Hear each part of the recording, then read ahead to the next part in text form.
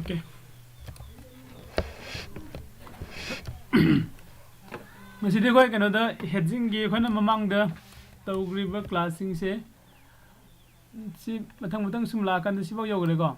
call split tawgre da ko put split tawgre ba ko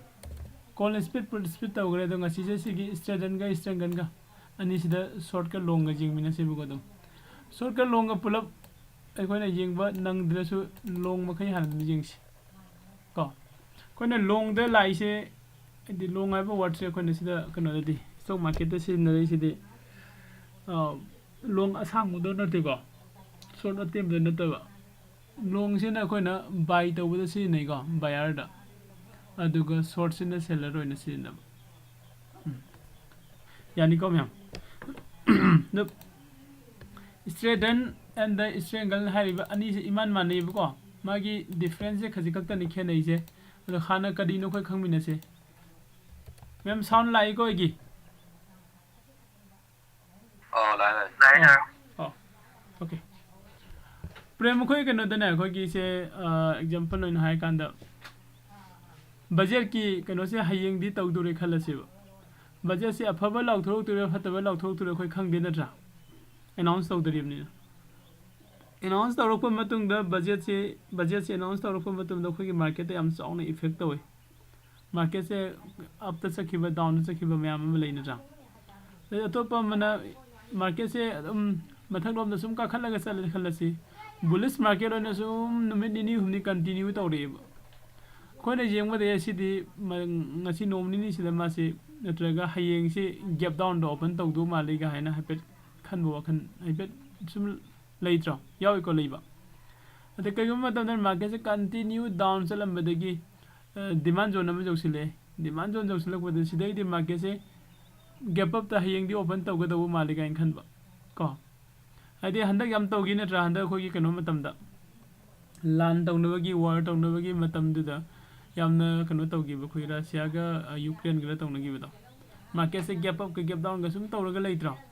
sigi gap up and gap down tau ba kano sing se sida khoi na da ka oi se khoi na tau bu ja ba strategy se kai no kan da straddle hai ba ma ga strangle hai ba ma ga lei ba hai de straddle si ga strangle ga sa ani si gi marak ta khoi amasum apply tok sin ba yai ko strangle and the straddle sida hai se kai no har ga di ya khoi na market ta trade tau ba matam da buyer am hai ba ma seller am ani lei na tra strangle ga strangle jam cham mi ko isam cham mi ma gi mami gi wani hoji hoji su dum koi inau prem na sum marak marak si nei ko ina khan ba da ma se ngasa gi ani mak se ngasa khoi na mamang da tau gi ba call split na ta ga put split se sida di buyer ga seller ga put la tau ba ni ba tra tu na tra hari ba si gi tra se sida di buyer ga na buyer ngak tang seller ga na seller ngak tang wa gi do ni yan tai ko se I kana da lake sida yeng mi na se lagi suppose market se uptrend se ko nuti gi sain tau ga sum ka re khala si ko sain sum ka kha khare yam khangau de na ma se khara ma kai high thak to male high de ba se khoi khan ba da swai da ga kano da ga khogi gap down to kan da swai da ga open ga to male ko doita de sida gi si bogi point mane sida gap down to gi ba point se khoi lahu bu jai na tra atraga na market se sum down lak pa da gi sigi magi point hi joru ba da gi swai da gap up da sel open to pu jaw ba market sigi point se khoi lahu bu jai ba ko si matam se khoi ne yeng du se kar matam da no continue uptrend se la ba 2-3 days ko atraga na continue down trend da la ba 2-3 days atraga na khoi gi news good news lak pa atraga bad news lak pa si matam se sida ngasa gi khoi gi sigi strategy se pan du ni ba ko hai le strategy se khoi na karam ba mong da pan du no hai kan da first da khoi no da jing si straddle da ko strangle na traga straddle na meta na jing si ko ina hai se gi pronounce no no ai ta su amana straddle hai ni ko amana strangle ko sigi strangle se jing asi ko bank ni nifty na traga ni nifty 50 se ji magi price se kaya da no lai se ko 15835 ne ko 15835 and the 35 ko 15,835 sida magi kano se leire hojik market si at the money ni na sigi magi isida at the money de kya orani 15,000 ko 50 de masi at the money orani sumi ko 15,050 de at the money orani sigi 15,850 sida at the money orani hai de sigi at the money se at the money sida koina call ama buy tauba aduga put ama su buy tau prem na yam tawgum tawbane si prem na si na dai se prem call ama buy tauba put ama su buy tauba ko tawuda di at the money da oigada ko strangle na hayde at the money da koina karam matam da buy tawduino haibagi question am su lakani ko sida koina yeng ba se sida chang silaga yeng asoi na dragon na koi option chain gumba da chang idana aduga magi kano se e option chain hanga ki ko option chain at the money gi magi koina low ram dai matam se sida at the money da put su call su haipet magi premium se manaba matam thiga do buni eko call su put su ani maksigi magi premium se sab manaba di ayamana phangba ngamoi haipet chawrak na manaba hai ko first day expiry day se khalani first day expiry day se khalani expiry day se khalaba matungda aina sem di batre se ai sida igi stock price se ngani hoju ju lai riba at the money se 15,850 ni ko sigi call gi premium na 110 ni put ki premium na kya no put ki premium ko 127 adu di ani sigi different kitang di lai na tra sigi different lai se gi risk oi du ni ko adu horen market se na makha da kuma gana put ta henga khidu ni market se na mathak da ka gana call de henga khidu ni ko adu kamaina no haiba sisida akoina profit phangdu se natra question se lai se oja market se na mathak lom da ka khale se suppose ko te suppose sisida call su put su aina ko call da ina 10,000 ama invest tawre khalasi market se swaida lai ringai da put ta su ko 10,000 ama ina invest tawre ne lo se market se updom da ka khalak pa hai to na sigi 10,000 sida plus lakh to ni sigi 10,000 sida minus lakh to ni adu ai profit to kada idana suni hangai yai ko profit se kada oida oidina kan du gini ngasai na gap up gap down hai rei do ko gap up gap down thok kada matam se sida ni hena sigi strategy se sana ni ko ai profit se kada idana hai kan da ngasai gi aina sida leiba matam da aina leiriba call gi price hai ko pa sama pi ne khalasi ai ko aduga put ki price su 100 ne khalasi ko put ki price 100 sida ina quantity se example no ina 500 ki quantity se lawre khalasi adu de kya tarani ai se ko ma tara lising tara 50,000 rupees ay som invest awre sida su same sa manana ko 500 quantity se lawraga 50,000 se ano tawre khalasi ko ai ko adu ga ngasai gi sigi point sida 100 rupees te lai hobudo nungalaga market se gap down tawrku matam da soido open tawre khalasi to market se soido open tawre sida market se open tawu matam sida put ki value se haide put ki magi premium se rupa manga da lai gare khalo am 100 ga ko my premium se ko aduga call gi premium se na ko ai sorry ko makha ma se khare call gi premium se rupa manga da lai gare khalasi rupa chama pirim se ko loss me am ore na tra put ki premium se na mu ko mu haigalaga 220 side open tawre khalo ko sidani ai profit log dise ko ma'am yai ko market se pura gap down do sakhi bana tragana ko gi budget ki somda law thoro ko matam da market kum gi bedo tragana higher ki ba si matam sini bo ko na profit se lo dise कमाइना नो हाइरगदी आई सिदा मु लाके कागदना calculator दको आइना 100 rupees की premium दा 500 क्वांटिटी से बाय तौरीब कोल दसु पुट दसु को कोल की केस ता हान जिंग सिको सिदाई बाय तौरी सिदाइना बाय तौरग थंबसे कोल सिना अदि 50000 ने बाय तौरी सिको 50000 बाय तौबसिदा मार्केट सिना पूरा गैप डाउन द चखिबा मतम दा को आइगी कोल की प्राइस है लुपा 10 दा हंदगरे प्रीमियम से को अदुदी सिदाई लुपा 5,000 दा ngai hore ai ke mangare 45000 ai loss oigare 45000 loss oigare ko atopa madana ngasai gi sida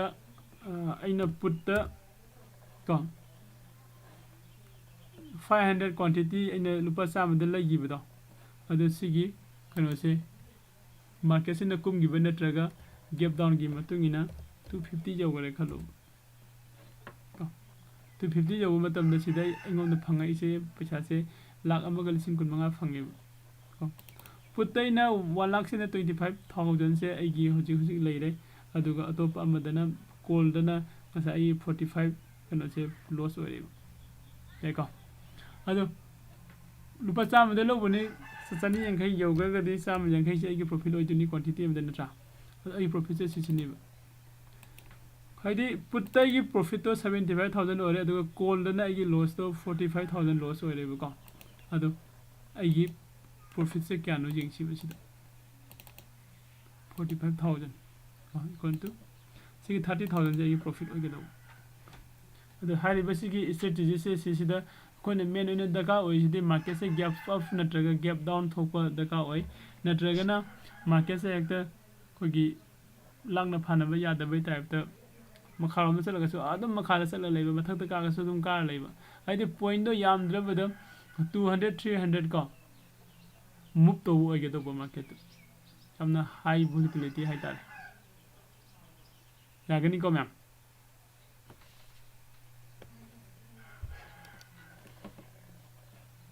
concept से क्लियर होई ब्रो में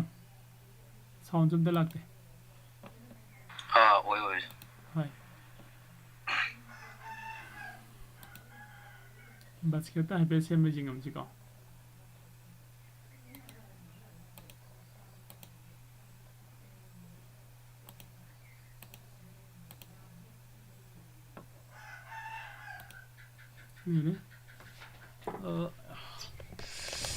Another junction. Zikida Strangle and Strangle Hana Jingle. Strangle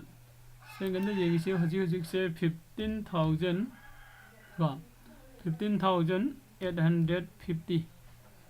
See the put column in a quantity second jam halasigo. It is a 500 quantity using a 500 quantity in a call say load ka adugaina 15,000 ka 850 shida put amasu in load kaya 500 quantity is loaded buying actani anima ko selam ta yawde ka anima buying actani selam ta yawde ka paisa dum khar sound chale khar picne sal hange na quantity handaba yai ka quantity 100 the 100 की quantity the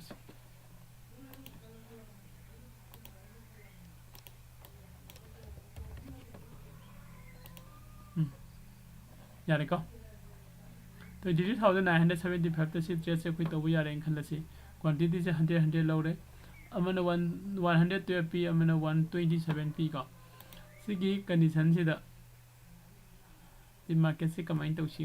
young सी आई profit द loss पूरा तोंगान बम the लाकनी ngरang gidu को मान दब the को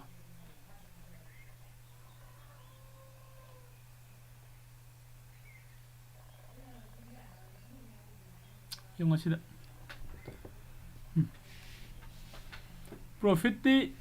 profit mazma ऐसे maximum profit से unlimited होए है को maximum loss ने 23,975 होए के नहीं है को अदु profit से yung asida market से 16,000 का मसाइए कोई ने लाइसे 15,850 का सॉरी बॉक्स इदा market sina asibola 16,100 jogi badana ai profit hogore 16,000 sida adum ka ki ai profit ngakta ne beloina ko adu makharom da su mu 15,000 ko haidrak ko madam makharom da haidrak ko madam da 15,600 ek job dai di ai profit hawrani ba adagi dum high makhada ko mi ba makhai ai profit ngakta ne marakta masagi ani makse bayar ngakta ni na hai basi swagi point man break even point se pi dei cha ko 15,600 tagina 16,100 sibogi marak cha sidadi ai profit lai roiba ko 16,100 ki mathak 15,600 ki makha sida ai profit unlimited ne hai hai ko ma'am adudi hai basi strategy se khona pami se kaino gap up natraga gap down duni prem janingi ko madan question hangning ba kana lege Zat. question laina bro si matang sida Sir. oh habiro Sir. oh Sige tese ko execute hack tawbuga si akoi si portfolio the position the loss tagi hokadra sir. adudi aina haiba ngamdre popend loss to di ko manana ma mo ani gi premium do my premium Okay, wagi reason ma fi sir 15,600 yen ga 16,089 di mark la itardi ai profit minus ani han sir na sir. oh Adu ka yung head ay na market trade head ka di sila lai ni na sige manungda. minus ta lay be kitang Profit se hoy haubaga profit di hawraroi haubaga di nang na market se hoji bar changsin baga profit di hawraroi bugo ai gi profit ting asai na hayo do move se yam chauna ko 200 ki adoi chang de move se sala ganda mathak ta na tra makha da ko adai matam da ai gi profit se sound phang ni ba aduna haubaga di ai profit se kano di tawroi ko profit di ai entry tawbaga profit di lairoi profit to laibagi mohota zero de lakwa yai minus te khara chathok ga sum lairangani ko aduga aina sise sum thama ga yenga hayeng last ta igi ahing se thana me khala sing asi go next day the gap up na tra gap down the point se 300 400 ka open tawre khalo adu de nairani adu de loina profit ngatang urani pula ko the gap up chalaga na c dagi profit ne gap down oiraga na p dagi profit ne eka sisina ko na kano ne ba strangle ko aduga straddle haibam su leiriba straddle sina ko na kamai loge hai kandana masai ko na strangle sina add the money da lobani na add the money da lobani ba adu add the money sida so ko na kano se matam se pe jenga agi premium se pe manaba matam da lobi daga di hena nungai ni ba ko duma aduga straddle haibam su leiriba straddle sina kamai doga out the money da logdu adi market se makharom da kumakpada ko aigi add the money sidagi id stock price ani gu masala ka da magi premium se jing biu sida 60 ga 6 lai ko dai somdana the makharam da kumakpa means si out the money ni ba call gi da out the money the 15,950 se jing asi ko 66 ore ba aduga putta mo out the money haraga di sida 15,750 oidini ba sida ni 84 lai ba natraga na sibaw ka khalaga na 67 ni ba ko happen sigi premium da jenga na premium happen manaba sida 66 ne sida 67 ni adu out the money da satpagi stock price jenga ka da de kitang khenai ko do soina ko na kano se premium happen manaba ani se si loksil laga thamba buy ngak ta ni ko long da di buy ngak ta ni hariba buy ani se sisini ba thadorok tu si ko sai add the money da lobu du sam manaduni ko atai sam manani difference se kano khakta ni straddle da na out the money da lobu du strangle da na add the money da lobu yare ko prem kari khange try tawro ge jen gang khan ro prem Hojiki to ai ngo dara ka ni.